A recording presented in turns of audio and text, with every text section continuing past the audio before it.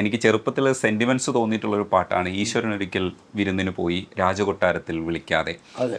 അവസാനം അയാളുടെ വിഗ്രഹം തന്നെ അവിടെ വെച്ചിട്ടുള്ള സ്ഥലത്ത് ഒരു പിടി ചോറിനായി യാചിച്ചു ദൈവം. ഭടന്മാർ വാളോങ്ങി നിൽക്കുമ്പോൾ പിൻവാങ്ങുന്ന ഭഗവാനെ കാണുമ്പോൾ ആ ഭഗവാൻ എന്ന് പാടുമ്പോൾ ഭയങ്കര സങ്കടം തോന്നിയ ഒരു വരികൾ. ഈശ്വരനൊരിക്കൽ വിരുന്നിന് ഭിക്ഷ യാചിച്ചു വരുന്നവരിൽ ദൈവത്തെ കാണണം. അത് വലിയ ഫിലോസഫിയാണ്. കാരണം റഹിം എന്ന് പറഞ്ഞൊരു കവിയുണ്ട്, അക്ബറിന്റെ ദർബാറിലെ കവിയാണ്. അദ്ദേഹത്തെ ഒരു ചെറിയ കവിതയിൽ അദ്ദേഹം പറഞ്ഞിട്ടുണ്ട്, ഭിക്ഷ യാചിക്കുന്നവൻ മരിച്ചവനാണ്, ഭിക്ഷ കൊടുക്കാത്തവൻ അവനേക്കാൾ മുമ്പേ മരിച്ചവനാണ്. ഇത് മനോഹരമായ ആശയം.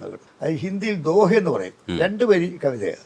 ഹൈക്കു ഹൈക്കു എന്ന് പറയത്തില്ല. അതുപോലെ ഇത് എഴുതാനുള്ള കാരണം എന്താ പറഞ്ഞാൽ, തിരുപ്പതി പോയ സമയത്ത് ഒരു വലിയ പണക്കാരൻ കാറിൽ നിന്നിറങ്ങി. എൻ്റെ കല്യാണം കഴിഞ്ഞ സ്ഥലത്ത് ഭാര്യയൊന്നുമില്ല, ഞങ്ങൾ സുഹൃത്തുക്കൾ ഇങ്ങനെ കറങ്ങി നടക്കുന്ന സമയത്ത് ഒരു കാറിൽ വന്നിറങ്ങി ഒരു വലിയ പണക്കാരനെ. ഇപ്പോൾ ആരോ പറഞ്ഞു ഇങ്ങനെ റെഡ്ഡി ഇവർ ബ്ലാക്ക് മണി കൊണ്ടുവന്ന് അടക്കിയിടും. അപ്പോൾ അതൊരു തെലുങ്ക് ഫ്രണ്ടുണ്ട്. ആ തെലുങ്ക് ഫ്രണ്ടാണ് പറയുന്നത്, ഇയാൾ വന്നതിൽ വലിയ കോടീശ്വരനാണ്, ഇന്ന് തിരുപ്പതി മാസം 50-19 കോടി കിട്ടും. അങ്ങനെ ഇറങ്ങി വന്നപ്പോൾ ഞാൻ ആ പരിസരത്ത് തന്നെ ഉണ്ട്. ഒരു സ്ത്രീ കരഞ്ഞുകൊണ്ട് വന്ന് കൈ നീട്ടി, 10 പൈസ കൊടുത്തില്ല. ഇതിൽ നിന്നാണ് ഈശ്വരനേക്ക് പിരിഞ്ഞൊരു പാട്ടുണ്ടായത്.